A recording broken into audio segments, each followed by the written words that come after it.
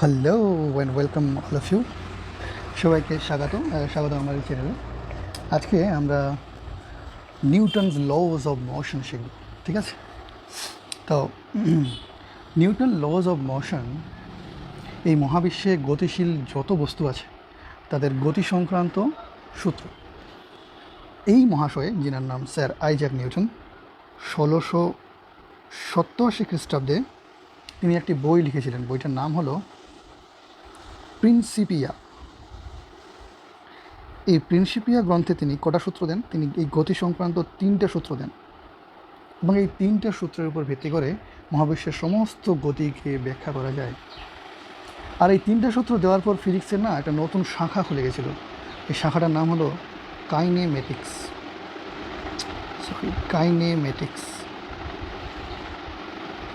তোমাদের মনে আছে হয়তো, তোমরা এর আগের চ্যাপ্টার পড়েছো একমাত্রিক গতি, তাই না? ওই একমাত্রিক গতিতে আমরা কী করেছিলাম? বস্তুর সরণ, দ্রুতি, ত্বরণ এগুলো নিয়ে আলোচনা করেছিলাম। কিন্তু এই গতিটা কী করে ওই বস্তুটার কাছে আসলো এটা কিন্তু আমরা ভাবিনি সে সময়, তাই না? তো আজকে আমরা এই কাইনেমেটিক্স বা চলবিজ্ঞান অধ্যায়ে জানবো গতির কারণ। তো চলো তাহলে আর দেরি না করে শুরু করা যাক। ওকে, আমরা একটু নেক্সট পেজ নিয়ে নিই। ঠিক আছে। সো নিউটনসের ফার্স্ট ল অফ মোশন, তাই না? চলো আমরা ফার্স্ট লটা নিয়ে একটু আলোচনা করি। তো কী বলছে নিউটনের প্রথম সূত্র? ওকে, তো দেখো, ফার্স্ট লটা আমাদের বলছে বাইরে থেকে নেট বল প্রযুক্ত না হলে, কোনো বস্তুর ওপর যদি বাইরে থেকে কোনো নেট বল প্রযুক্ত না হয়, তাহলে স্থির বস্তু চিরকালে স্থির থাকবে এবং সচল বস্তু সমবেগে চলতে থাকবে। দেখো, এখানে কয়েকটা কথা খুব ইম্পর্ট্যান্ট কোন কথাটা? যেমন এখানে বলা হচ্ছে নেট বল, তাই না? নেট বল কী জিনিস? তোমরা ভ্যাক্টরে কিছুদিন আগে শিখেছো লব্ধি বার করতে, তাই না? তো নেট বল অ্যাকচুয়ালি বলছে লব্ধি বল। দেখো, যে কোনো বস্তুর উপরেই সবসময় কিছু না কিছু ফোর্স প্রযুক্ত হচ্ছেই। বস্তুর স্থির থাকলেও কিন্তু তার উপরে ওজনজনিত বল তো কাজ করবেই। তাহলে আমাদেরকে যেটা দেখতে হবে সেটা হচ্ছে নেট বল। এখানে এই নেট বলটাকে আরও একটু বিশ্লেষণ করলে বলা যায় যে অপ্রতিমিত বল। আমরা এইটুকু পড়েছি যে লব্ধি বলকে আমরা দুভাবে ভাবতে পারি। একটা হচ্ছে প্রতিমিত বল, আর এটা হচ্ছে অপ্রতিমিত বল। কী জিনিসটা? ধরো তোমার কাছে একটা বস্তু আছে, এই হলো একটা বস্তু। ওকে, নাও এই বস্তুটা ধরুন একটা সারফেসের উপরে আছে। ওকে, এবার ধরো এই বস্তুকে এদিক থেকে কেউ এফ বল দিয়ে প্রয়োগ করছে, আবার এই সমমানের বল দিয়ে বিপরীত দিক থেকে একটা বল প্রয়োগ হচ্ছে, বা উপরে একটা বল প্রয়োগ হচ্ছে। এটার মান যদি এ হয়, তাহলে নিচ থেকেও যদি কেউ একটা বল প্রয়োগ করে এবং সেটার মান যদি এ হয়, তাহলে এই বলটার উপরে দেখো সমানব বিপরীতমুখী বল প্রয়োগ হচ্ছে চারিদিকে। তাহলে এই বস্তুটা স্থির থাকবে, তাই না? এই বস্তুটার কোনো সরণ হবে না। এই ধরনের বলগুলো যাদের লব্ধি শূন্য হয়ে যায়, যাদের লব্ধি কী হয়? শূন্য হয়, মানে আমি বলি লব্ধি বল মানে এফ নেট ফোর্স যদি আমি শূন্য দেখতে পাই কোথাও, তাহলে আমরা বলবো সেই বলটাকে বলা হবে প্রতিমিত বল। আর যদি লব্ধি বল থাকে, অর্থাৎ লব্ধি বল শূন্য না হয়, তাহলে ওই বস্তুটাকে বলগুলো প্রয়োগ হচ্ছে, সেগুলোকে আমরা বলি অপ্রতিমিত বল। এখন দেখো, এখানে যে নেট বলটা কথা বলা হচ্ছে, এই নেট বলটা নিশ্চয়ই অপ্রতিমিত বল। কেন? কারণ বলেছে বাইরে থেকে এই বলটা প্রযুক্ত না হলে বস্তু সরবে না। তাহলে বাইরে থেকে একটা বল এমন প্রয়োগ হতে হবে যাতে করে লব্ধি বলের কিছু একটা মান থাকে। আশা করি তোমরা এইভাবে ব্যাপারটাকে বুঝতে পেরেছো এবার, যে নেট বল বা বাইরে থেকে প্রযুক্ত বল যেটার কথা বলা হচ্ছে সেটা আসলে অপ্রতিমিত বলের কথা বলা হচ্ছে। তাহলে কোনো বস্তুর ওপর নেট বল প্রযুক্ত হচ্ছে না, তার মানে বল যেগুলো প্রযুক্ত হচ্ছে তারা কী বল হবে? প্রতিমিত বল হবে। এবং এখান থেকে খুব সুন্দর একটা অনুসিদ্ধান্ত করা যায় নিউটনের প্রথম সূত্র থেকে, সেটা হলো সাম্যাবস্থা, বা যেটাকে আমরা বলি ইকুইলিব্রিয়াম। ঠিক আছে, ইকুইলিব্রিয়াম বলি এটাকে আমরা, সাম্যাবস্থা। কী জিনিসটা? ইকুইলিব্রিয়াম লিখে দিই, যে যদি একাধিক বল কোনো বস্তুর উপর প্রয়োগ হয় এবং বলগুলো দ্বারা যদি বস্তুর কোনো স্টেট চেঞ্জ না হয়, মানে স্থির বস্তু স্থির থাকে, সচল বস্তু সচল থাকে, তাহলে ওই বলগুলো যে ব্যবস্থাটা তৈরি করেছে সেটাকে আমরা বলি সাম্যাবস্থা। আমরা এটা নিয়েই ফার্স্ট লোতে আলোচনা করবো, এবং তোমরা নিশ্চয়ই দেখেছো বিভিন্ন পুলি প্রবলেম, তারপরে নততলের প্রবলেম, তারপরে তোমাদের ওই ফেমাস এসি বর্মার বানর বলি প্রবলেম, এই সবগুলো খুব সহজে কনসেপচুয়ালি অঙ্কগুলোকে উড়িয়ে ফেলা যাবে। তো চলো আমরা ঢুকে যাই একবারে ফার্স্ট লর ভিতরে, ঠিক আছে? চলো নেক্সট পেজে যাচ্ছি আমি।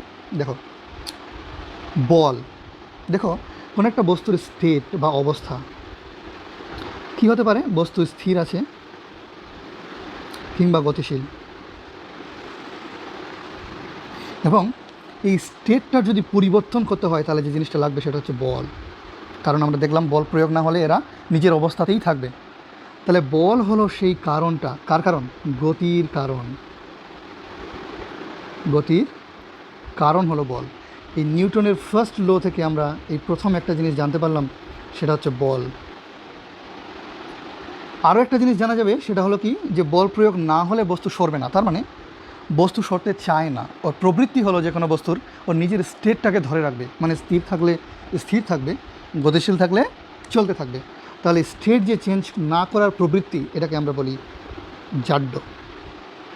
তো এই দুটো জিনিস আমরা ফার্স্ট ল থেকে জানতে পারি। প্রথমে আমরা বল সম্পর্কে জানবো। চলো দেখো, আমরা বলকে মেইনলি দুটো ভাগে ভাগ করব। একটা হচ্ছে স্পর্শজনিত বল, যেগুলোকে আমরা বলি কন্ট্যাক্ট ফোর্স,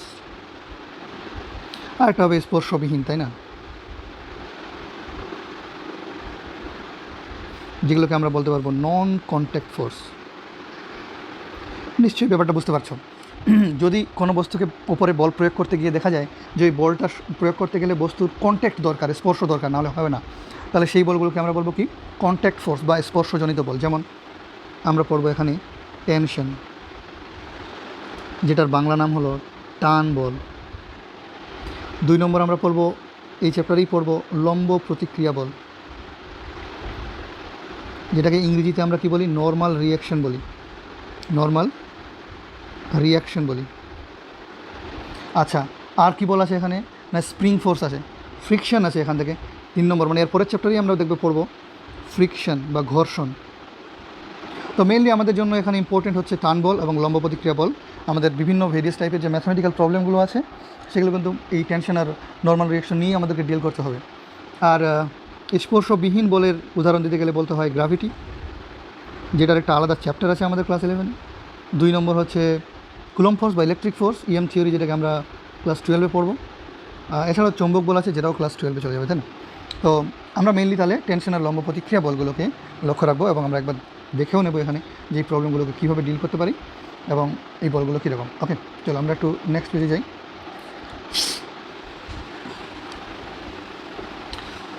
তাহলে প্রথমে যে বলটা সম্পর্কে আমরা পড়বো সেটা হলো নর্মাল রিয়াকশন বা লম্ব প্রতিক্রিয়া।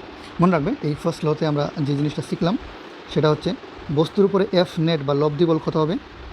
0 হবে। তাহলে বস্তু কী থাকবে? সাম্য অবস্থায় থাকবে। আর সাম্য অবস্থায় থাকা মানে কি? তার মানে স্টেট চেঞ্জ হবে না। ওকে, এগুলো আমরা শিখে গেছি।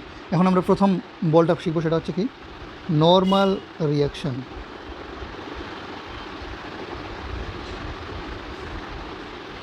বা লম্ব প্রতিক্রিয়া। দেখো আমি খুব সুন্দরভাবে তোমাদেরকে প্রতিক্রিয়া, আমি খুব সুন্দরভাবে তোমাদেরকে এটা বুঝিয়ে দেবো। এরপরে আশা করি কোনো প্রবলেম হবে না তোমাদের অঙ্কগুলো ডিল করতে। তাহলে প্রথম কথা, এটা একটা কন্ট্যাক্ট ফোর্স। তাহলে এটা দুটো বস্তু যার উপরে এই বলটা প্রয়োগ হবে সেটা একটা কন্ট্যাক্টে থাকবে।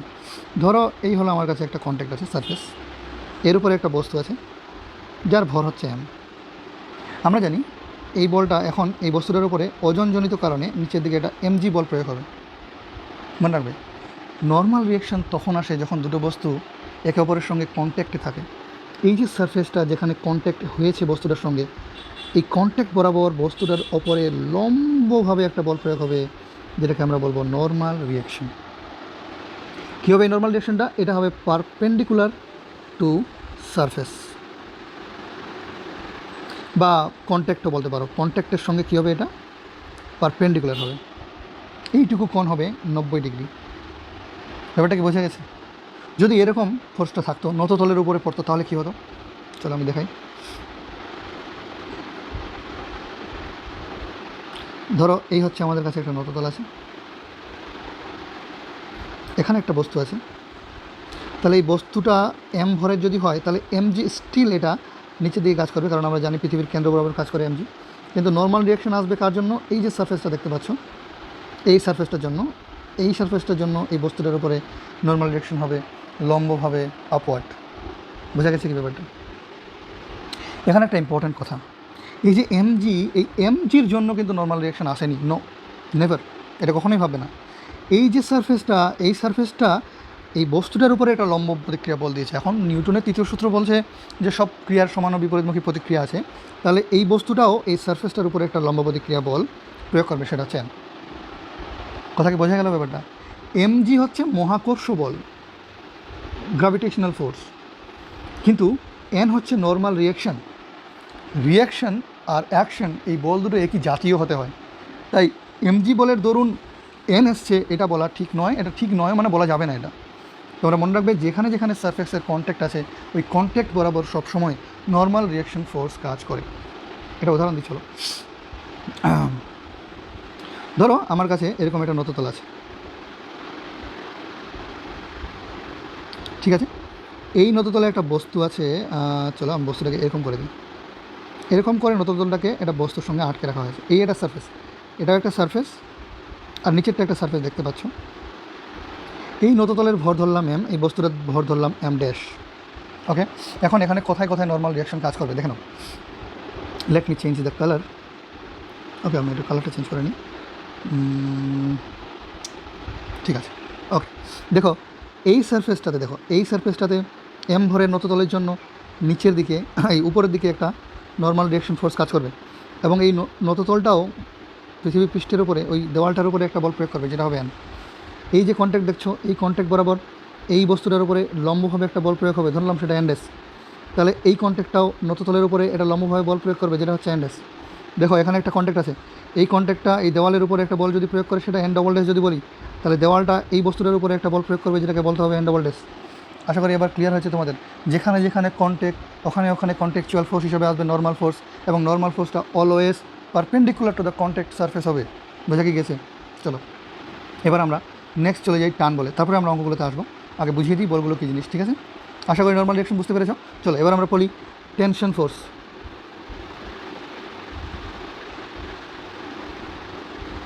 টেনশন ফোর্স কী জিনিস না, এটার বাংলা নাম হলো চাপ, সরি, টেনশন মানে চাপ, চাপ নিও না, এটা হচ্ছে আমাদের টান বল। ওকে, সরি, টান বল, ঠিক আছে? আচ্ছা, টান বল কোথায় কাজ করবে? কত কেউ টানলে তার মানে নিশ্চয়ই এটা কোনো সুতো, মানে স্ট্রিং আর কি যদি থাকে, বা ধরো কোনো রড আছে বা চেন আছে, এরকম যদি কিছু থাকে তাহলে আমরা তাকে বলবো কি নর্মাল রিয়াকশন। যেমন ধরো আমি এটা সিলিংয়ে হুকের সঙ্গে এটা দড়ি দিয়ে এটা বস্তুকে এরকম করে আটকে দিয়েছি, যার ভর হচ্ছে না। এখন দেখো এই বস্তুটার উপরে এমজি বল প্রয়োগ হবে, তাহলে বস্তু নিচের দিকে চলে আসার কথা, বাট বস্তুর কোনো সরণ হচ্ছে না, তার মানে এই এমজিকে প্রতিমিত করার জন্য কেন একটা বল এসছে, আর সেই বলটাকে আমরা বলি কি টান বল। এই টান বলটা কার জন্য এসছে? এই দড়ির জন্য এসছে। বোঝা কি বলো গেল? এখন এই টান বলে যে ডিরেকশনটা, এটা বল তো, ডিরেকশন মনে রাখবে, টান বলের ডিরেকশন। চলো আমি লিখিয়ে দিই এটাকে, মনে রাখবে টান বলের ডিরেকশন যেখান থেকে তুমি মাপবে, যে বিন্দুতে মাপতে চাইছো ওই বিন্দু থেকে সবসময় away from the point, away from the point of measurement, point of measurement. I think you understand that. চলো আমি কয়েকটা উদাহরণ দিয়ে তোমাদেরকে বুঝিয়ে দিই। ধরো এরকম আছে, ধরো তুমি এই একটা দেওয়াল, এখান থেকে একটা সুতোর সাহায্যে একটা বস্তুকে আটকেছো, এবং এদিকে আরেকটা দেওয়ালে তুমি আরেকটা সুতোর সাহায্যে আটকে রেখেছো বস্তুটাকে। এখন দেখো বস্তু এমজির জন্য নিচের দিকে পড়ে যাওয়ার কথা ছিল, টান বল আটকে রেখেছে। দেখো এই বস্তুর জন্য এই বিন্দুতে টান বল হবে অ্যাওয়ে ফ্রম দ্য পয়েন্ট টি, এবং এই বিন্দুতে টান বল হবে away from the point T dash. কেন টি ড্যাশ হলো? এখানে একটা মনে রাখবে, টান বলের আরেকটা বৈশিষ্ট্য হলো যতক্ষণ সুতো সেম, সুতো বা স্ট্রিং বা রড যাই বলো না কেন, যতক্ষণ এটা সেম, টান বল কী থাকবে? আনচেঞ্জ থাকবে। বাট যে মুহূর্তে তুমি সুতো চেঞ্জ করলে, দেখো এই সুতো আর এই সুতো তো আলাদা, তাহলে আলাদা সুতো আলাদা টান। এই সুতো যেহেতু একই, দেখো এই দেওয়ালটার এখানে একটা টানবল কাজ করবে, সেটা কোন দিকে হবে? দেওয়াল থেকে বাইরের দিকে। এই দেওয়ালের দিকেও একটা টানবল কাজ করবে, সেটা কী হবে? দেওয়াল থেকে বাইরের দিকে। বোঝা গেছে? তো তাহলে এটা হচ্ছে কি টার্ন বল। তাহলে টার্ন বলের দুটো কথা মনে রাখবে, এক নম্বর এর ডিরেকশন হবে যে পয়েন্ট থেকে মাপছো সেই পয়েন্ট থেকে বাইরের দিকে, আর দুই নম্বর মনে রাখতে হবে কি যে এটা সবসময় সুতো যদি সেম থাকে তাহলে টার্ন বলটাও সেম থাকে, আর সুতো চেঞ্জ হয়ে গেলে আমাদের টার্ন বলটাও চেঞ্জ হয়ে যাবে। চলো নেক্সট আমরা যাই। এবার এই যে বিভিন্ন অঙ্কগুলো তোমাদের পুলি প্রবলেম হোক বা বাকি যে প্রবলেমগুলো, এই প্রবলেমগুলো করার জন্য যে জিনিসটা তোমাদেরকে শিখতে হবে সেটা হলো FBD, FBI নয়, FBD মানে হলো free body diagram. Free body diagram খুব সহজ।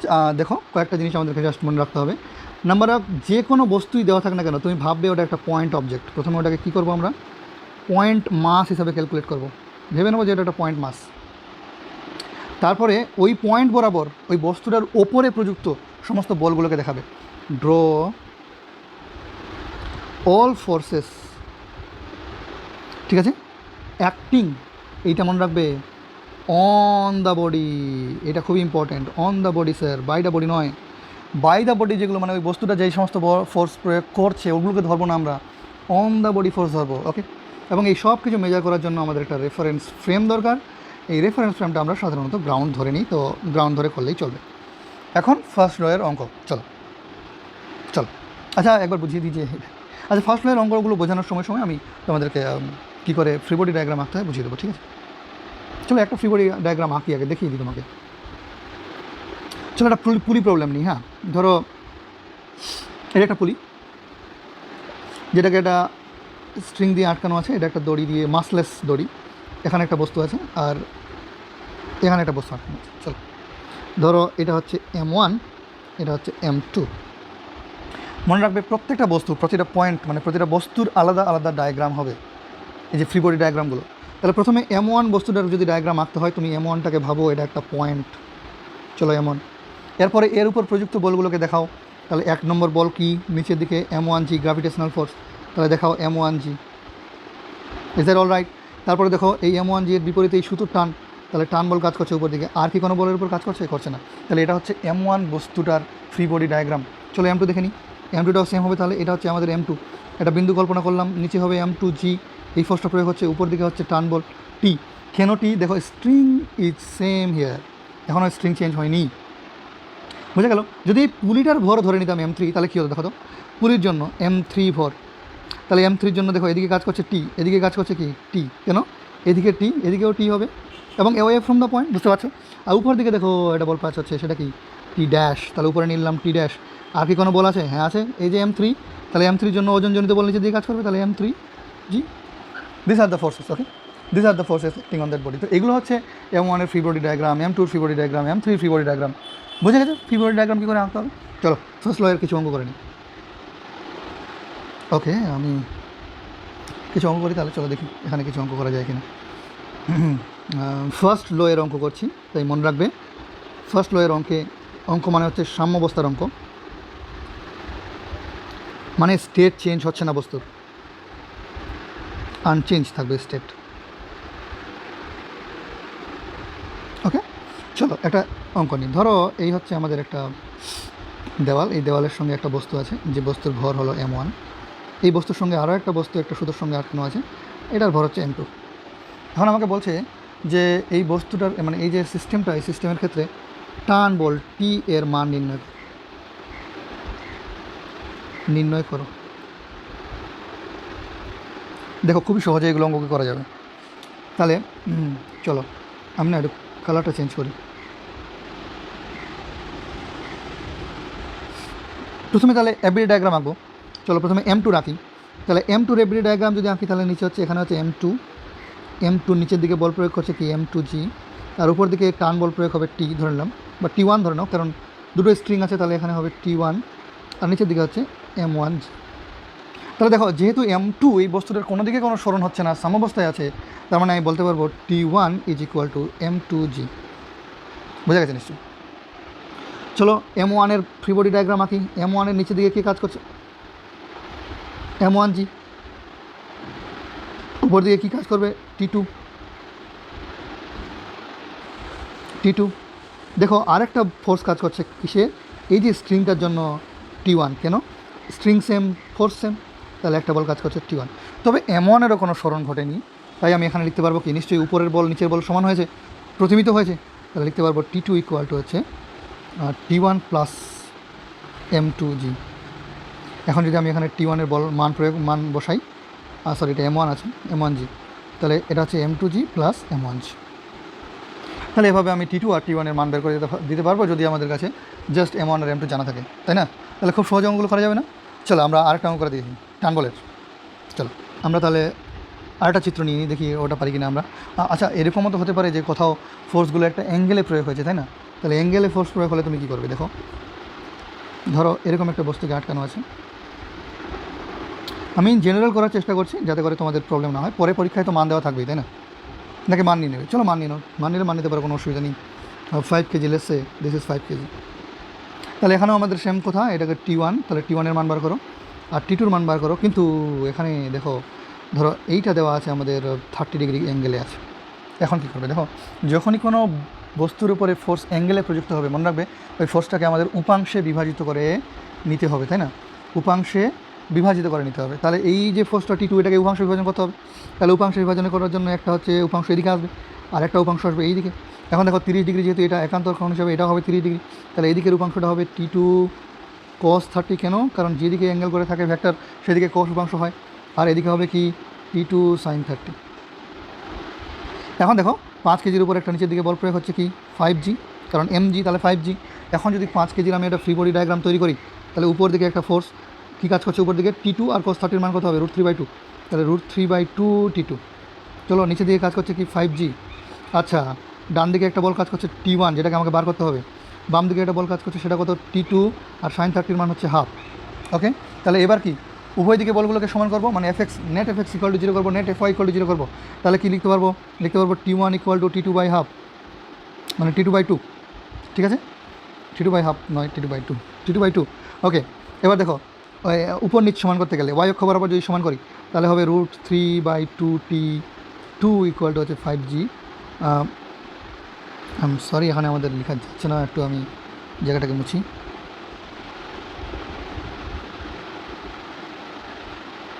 ওকে এবার লিখি, এটা হচ্ছে আমাদের T2 ইন্টু √3/2 ইকুয়াল টু হচ্ছে 5G। তাহলে এখান থেকে আমি T2 মানটা বের করে নিতে পারবো, যদি এটা জি এর মান যদি 10 ধরি তাহলে 50, 50 দুগুণে 100/√3, জাস্ট এর মানটা আমি এখানে বসিয়ে দেবো। তাহলে T2 মান যদি বসিয়ে যায় তাহলে হবে 100, মানে 50/√3 নিউটনে বেরোবে এগুলো। তাহলে এইভাবে আমি সাম্যাবস্থার অঙ্কগুলোকে করে ফেলতে পারবো আশা করি, তাই না? তো নিশ্চয়ই তোমরা বুঝতে পেরেছো অঙ্কগুলো। তাহলে এবার দেখো নততলের অঙ্ক একটা করিয়ে দিই, তাহলে তোমাদের ব্যাপারগুলো মোটামুটি ক্লিয়ার হয়ে যাবে। চলো আমরা একটা নততলের অঙ্ক করি। হ্যাঁ, ধরো এই হলো একটা আমাদের কাছে নততল,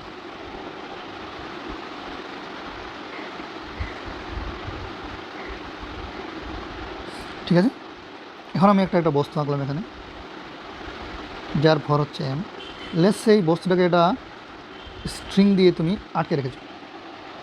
এখন এখানে আমি এফবিডি ডায়াগ্রাম আঁকাতে চাই বস্তুটার, এবং তার সঙ্গে আমি এখান থেকে দুটো জিনিস বার করতে চাই। একটা, যেহেতু এখানে কন্ট্যাক্ট আছে, তাহলে আমি বার করতে চাই নর্মাল রিয়াকশন, এবং অবশ্যই আমি টান বল, এই দুটোর মান বার করতে চাই। দেখো কীভাবে করবো, আগে দেখে নিই যে এর উপর প্রযুক্ত ফোর্সগুলো কী কী হবে, তাই না? তাহলে দেখো এমজির জন্য একটা বল নিচে দিয়ে কাজ করছে, যেটা হচ্ছে এমজি। এই সারফেসের উপরে এই সারফেসটার দরুন একটা নর্মাল ডিরেকশন কাজ করবে, যেটা উপর দিকে সোজা নর্মাল ডিরেকশন এরকম। আর এই যে স্ট্রিংটা একে টানবে সেটা হচ্ছে টি। তাহলে এই যে বলগুলো এর উপরে কাজ করছে। আচ্ছা ধরে নাও এই নতুন দলটা থিটা কোণে রয়েছে, তাহলে যদি থিটা কোণে থাকে, তাহলে দেখো যেহেতু এই বস্তুটার উপরে এই বলগুলো কাজ করছে, এখন যদি তুমি এটাকে না XY অক্ষ বরাবর উপাংশে ভাগ করতে চাও, তাহলে দেখো এরকম করতে গেলে, মানে আমি একটু এখানে একে দেখানোর চেষ্টা করি। ধরো আমি let me just change the কালারটা চেঞ্জ করে তাহলে বুঝতে পারবে। ধরো আমি এটা নিলাম X অক্ষ আর এটা নিলাম Y অক্ষ, তাহলে ঠিক আছে Y অক্ষ বরাবর এমজি, কিন্তু দেখো টি আর এন দুটোই অ্যাঙ্গেল হয়ে যাবে, মানে দুটো বলকে আমাকে কী করতে হচ্ছে, উপাংশ বিভাজন করতে হচ্ছে। এগুলো না করে আমি না খুব সুন্দরভাবে এটাকে আমরা যেটা করি আর কি, আমরা যেটা করি সেটা হচ্ছে এই জিনিসটা করি। দেখে নাও, আমরা ধরে নিই এক্স আর ওয়াই অক্ষটাকে একটু বাঁকিয়ে এরকম, কীরকম? আচ্ছা চলো এখানেই এঁকে দিই। এই ধরনের আমাদের এক্স অক্ষ আর এই হচ্ছে ওয়াই অক্ষ। তাহলে দেখো এই মুহূর্তে আমাদের কাছে এক্স অক্ষ ওয়াই অক্ষ বরাবর এন বল, এক্স অক্ষ বরাবর টি বল, শুধু এমজিটা একটা অ্যাঙ্গেল করে রয়েছে, এবং এই অ্যাঙ্গেলটা বার করা সহজ। এটা থিটা হলে এটা থিটা হবে। আর ঠিক আছে, চলো এই নাও, এই সারফেসের উপর লম্ব টানলাম একটা, এটা হচ্ছে আমাদের এমজি, এটুকু হচ্ছে থিটা। তাহলে এটা থিটা হলে এটা 90 ডিগ্রি, তাহলে এটা হচ্ছে 90 মাইনাস থিটা, আর এটাকে ধরে নিলাম এক্স, আর এই পুরোটা আবার কি 90, কারণ এটা তো লম্ব হয়ে আছে, যেহেতু এটা ওয়াই অক্ষটা পড়ছে। তাহলে আমি বলতে পারি কি 90 minus theta plus x equal to 90। চলো উভয় দিক থেকে 90 আউট, তাহলে এক্স ইকুয়াল টু হয়ে যাচ্ছে ঠিক। আশা করি বুঝতে পেরেছো। চলো এবার দেখো, আমি কি এগুলোকে একটু মুছে দিই আমি। Very easy, very very easy. দেখো, যদি এটা থিটা হয় তাহলে এই বরাবর বলো এমজির উপাংশ কী হবে, এমজি কস থিটা, আর এই বরাবর উপাংশ হবে এমজি এমজি সাইন থিটা। ঠিকই বলেছো। তাহলে এরপরে যখনই তোমরা নততল দেখবে জাস্ট এটাকে দেবে, কিচ্ছু ভাবার দরকার নেই কোন দিকে এমজি কাজ করছে কোন দিকে কাজ করছে। তাহলে এদিকে হবে আমার এমজি কস থিটা, এদিকে হবে এমজি সাইন থিটা, এদিকে হবে টি টান বল, আর এদিকে হবে নর্মাল রিয়াকশন। মনে রাখবে টান বল যদি না থাকে, ঘর্ষণ থাকে বা আর কিছু থাকে, এটা খুবই খুবই খুবই ইম্পর্টেন্ট আমাদের কাজে লাগানো এটা। তাই তোমরা এই নততলের ব্যাপারটাকে পুরো ভালো করে বোঝো। This is really really very important. Okay, তাহলে এবার তো সহজ, টি ইকুয়াল টু হয়ে যাবে এমজি সাইন থিটা আর N equal to MG cos theta, and then you'll find out. ঠিক আছে, বোঝা গেছে। এবার দেখো নর্মাল রিয়াকশনের আরও একটা অঙ্ক আমরা করি এখানে। ধরো এটা একটা সারফেস, এই সারফেসের উপরে এটা একটা বস্তু, এই বস্তুটার উপরে আরও একটা বস্তু তুমি এরকম করে রেখেছো। তাহলে এবার নর্মাল রিয়াকশনগুলো কীরকম কাজ করবে দেখে নাও, খুবই সহজ। তাহলে ধরো না, এটা M1 বস্তু, এটা হচ্ছে M2 বস্তু। কোন বস্তুর উপর কী কী বল কাজ করছে এবং আমরা এভরি ডায়াগ্রামগুলো তৈরি করবো। ওকে, চলো। তাহলে M1-এর জন্য প্রথম কথা, M1-এর জন্য নিচের দিকে M1G কাজ করছে, এইটুকু নিয়ে কারো কোনো সংশয় নেই। এখন দেখো এই যে সারফেসটা, এই সারফেসটা N1-এর উপর একটা বল প্রয়োগ করছে, let's say this N, normal reaction বল, তাই না? আচ্ছা, এবার এই সারফেসটা মানে M1 বস্তুটাও তো এই সারফেসের উপর একটা বল প্রয়োগ করবো নিচের দিকে, যেটা N-এর সমান হবে। বাট সেটাকে আমরা ধরবো না, কেন? কারণ আমরা এভরি ডায়াগ্রামে বলেই দিয়েছি যে বলগুলো ওই বস্তুটার ওপরে কাজ করছে সেগুলোকে নিয়েই আমরা এভরি ডায়াগ্রাম তৈরি করব। তাহলে এই বলটাকে ধরার কোনো প্রয়োজন নেই, বোঝা গেছে? ওকে, তাহলে এন হলো। তাহলে M1-এর যদি এভরি ডায়াগ্রাম তৈরি করি তাহলে হচ্ছে এটা হচ্ছে M1 বিন্দু নিলাম, তাহলে নিচের দিকে হবে M1G, উপর দিকে হচ্ছে আমাদের বস্তুর উপর বল প্রয়োগ হচ্ছে কি N, নর্মাল রিয়াকশন। আর কি কোনো বল প্রয়োগ হচ্ছে M-এর উপরে? ভেবে দেখো। এখন তোমরা বলবে যে স্যার M2G আছে, তাহলে M2-র নিচের দিকে বল প্রয়োগ করছে M2G, তাহলে M2G ওই বলটাই M1 বস্তুর উপর প্রয়োগ করছে না। M2G বল M1 এর ওপর প্রয়োগ হবে না, কারণ M2Gটা হচ্ছে গ্র্যাভিটেশনাল ফোর্স, এটা পৃথিবী বরাবর প্রয়োগ হবে। তাহলে M1টা এই M2টা M1-এর উপর কোন বল প্রয়োগ করছে? দেখো এখানে একটা বল আছে, সেই বলটা হচ্ছে এই যে কন্ট্যাক্টটা, এই কন্ট্যাক্টটার দরুন M1 নিচের দিকে একটা বল প্রয়োগ করবে, less say this is N dash. তাহলে M1G এর সঙ্গে নিচের দিকে একটা বল প্রয়োগ হবে, সেটা হবে কি N ড্যাশ। এখন তুমি এখানে যেহেতু বস্তু স্মরণ হচ্ছে না, লিখতে পারো N equal to N dash plus M1G। আর M2-র উপরে M2-র যদি আমি আঁকি, তাহলে M2-র জন্য তো নিচের দিকে M2G, আর উপর দিকে কী কাজ করছে বলো? এবার এই যে N ড্যাশ বলটা প্রয়োগ হচ্ছে, M2টা M1-এর উপর প্রয়োগ করছে, তাহলে M1টাও তো M2-র উপর এটা বল প্রয়োগ করবে, যেটার মান কত হবে N ড্যাশ। তাহলে এটা হবে আমাদের N ড্যাশ বল, এবং এর ক্ষেত্রে আমাদের যে সূত্রটা হয়ে যাবে সেটা হবে N dash equal to M2G। আশা করি বুঝতে পেরেছো। ক্লিয়ার কি হয়েছে না হয়নি? It is very easy. তাহলে জাস্ট এখানে N ড্যাশের মানটা এখানে বসিয়ে দাও, তাহলে তুমি পেয়ে যাবে M2G প্লাস M1G, এবং এভাবে তুমি নর্মাল রিয়াকশন দুটো ক্যালকুলেট করতে পারো। এখানকার নর্মাল রিয়াকশন N, আর এই সার্ফেসের নর্মাল রিয়াকশন কত N ড্যাশ, এই দুটোই ক্লিয়ার তুমি করতে পারবে। এবার তোমাদের একটা হোমওয়ার্ক দিয়ে দিই তাহলে। ধরো এই একটা বস্তু আছে যার ভর নিয়ে নাও 1 কেজি, এই একটা বস্তু যার ভর 2 কেজি, এই একটা বস্তু নিয়ে নাও যার ভর 3 কেজি। ছোটো ছোটো হয়ে গেল যেরকমই হোক। এখানে সারফেসের নর্মাল রিয়াকশন N1, ধরো এখানে হচ্ছে N2, আর এখানে হচ্ছে N3। তোমার প্রশ্ন হচ্ছে এই তিনটা বলি তুমি কত ক্যালকুলেট করো। তা এই হলো সাম্যাবস্থার অঙ্ক আর কি, ফার্স্ট ল এবং সাম্যাবস্থার অঙ্ক এগুলি। এরপরে যে জিনিসটা আমরা জানতে পারি সেটা হচ্ছে জাড্য। তো জাড্য তোমরা ক্লাস 9 থেকে পড়ে আসছো। It is very easy. নিজের স্টেট চেঞ্জ না করার যে প্রবাবিলিটি, নিজের স্টেট চেঞ্জ না করার যে প্রবৃত্তি, এই প্রবৃত্তিটাকে বলা হয় জাড্য বা জড়তা বস্তু। যেমন ওই তোমরা গ্লাস কয়েন প্রবলেম করেছো, এর উপর একটা কার্ডবোর্ড রেখে সেখানে একটা কয়েন রেখেছো, কার্ডবোর্ডটাকে হালকা জোরে যদি চালিয়ে দিই তাহলে আমরা পড়ে যাই, এই কয়েনটা নিচে পড়ে যায়।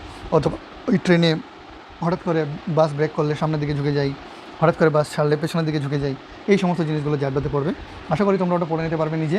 আমরা এখানে বেসিক্যালি ডিসকাস করলাম কি না, ফার্স্ট ল এবং এর ইকুইলিব্রিয়াম কন্ডিশনের অঙ্কগুলো কীরকম হবে। ওকে, এবং যেখানেই তোমরা দেখবে যে অ্যাঙ্গেলে কোনো বস্তুর উপর ফোর্স প্রয়োগ করছে, তখন তোমরা সবসময় চেষ্টা করবে যে ওর উপাংশগুলো বিভাজিত করে নিতে। ঠিক আছে, থ্যাংক ইউ সো মাচ। আসলে চ্যানেলটাকে তোমরা সাবস্ক্রাইব করো। কিছু যদি প্রবলেম হয় তোমাদের বুঝতে, তাহলে আমাকে কমেন্ট বক্সে জানাও। I will definitely try to improve my lectures. Okay, আশা করি তোমাদের ভিডিওটা খুব ভালো লেগেছে এবং এরপরে তোমরা বইয়ের যে প্রবলেমগুলো আছে সেগুলো চেষ্টা করবে। না হলে অবশ্যই আমাকে কমেন্টে জানাবে।